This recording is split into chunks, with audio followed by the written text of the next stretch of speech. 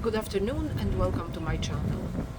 I would like to show you today my Sauromatum venosum, a voodoo plant or a voodoo lily as it is called.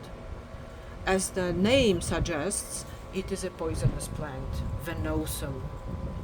It has the same root of the word as venom, and voodoo lily suggests that it may have been used in a not a very decent way. I like it, not because it's poisonous. On the contrary, I don't like the fact that it is poisonous, but I really like the fact that this is a very interesting plant.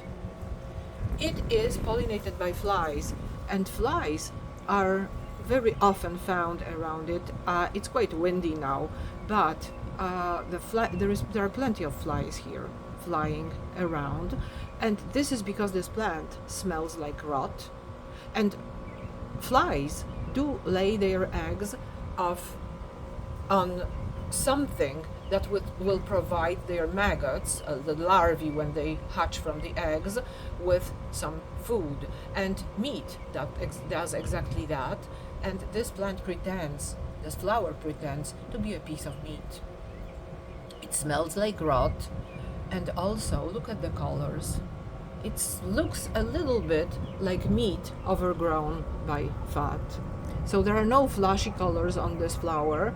There are no colors that would attract the insects that search for nectar. This is a color, this is a plant that is attractive to flies, and there is a fly here already. Okay? And here at the very bottom of the flower, here, the white stuff that is inside are reproductive organs of the plant. And this is where the flies are necessary to pollinate this plant. And this is where the flies might lay their eggs and be completely deceived by this plant, because if the maggots hatch, they will have nothing to eat. This is just an evolutionary trick that this plant is performing on the flies. The plant belongs to the family Araceae, and it's quite a large group of plants, and the flowers have the same pattern, but they are usually white, and they are called lilies, and they have a strong smell, but not necessarily smell of rot. This plant is smelling like rot. And here inside the pot, under the surface of the soil, there are bulbs that will produce leaves the moment the flower is gone.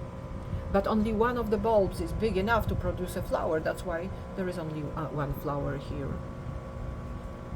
The leaves will be growing and will make the bulbs bigger and larger, and hopefully next year there will be more than one flower, but they will turn yellow when the weather is getting cold at the sometime in the fall. And when the leaves turn yellow and die, I will put this plant in the basement. There is no need for light, and in the basement it's much colder than it is in my on the ground level and on the first floor of the house. So in cold and in darkness, the plant, the bulbs will be waiting for May, when it's warm enough for me to take it outside, and that's where the cycle will close. That's where the cycle will begin again. You see the fly?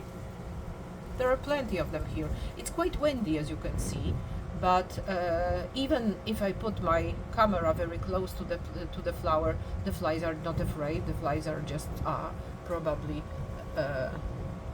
too excited that they found something very, very appropriate to lay eggs on.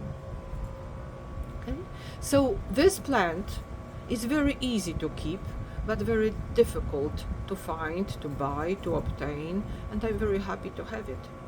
I am very fond of plants that are unusual, and this one certainly is unusual. So I hope you see why I like this plant. I hope you find it interesting as well. Thank you very much for watching my video. Have a great rest of the day.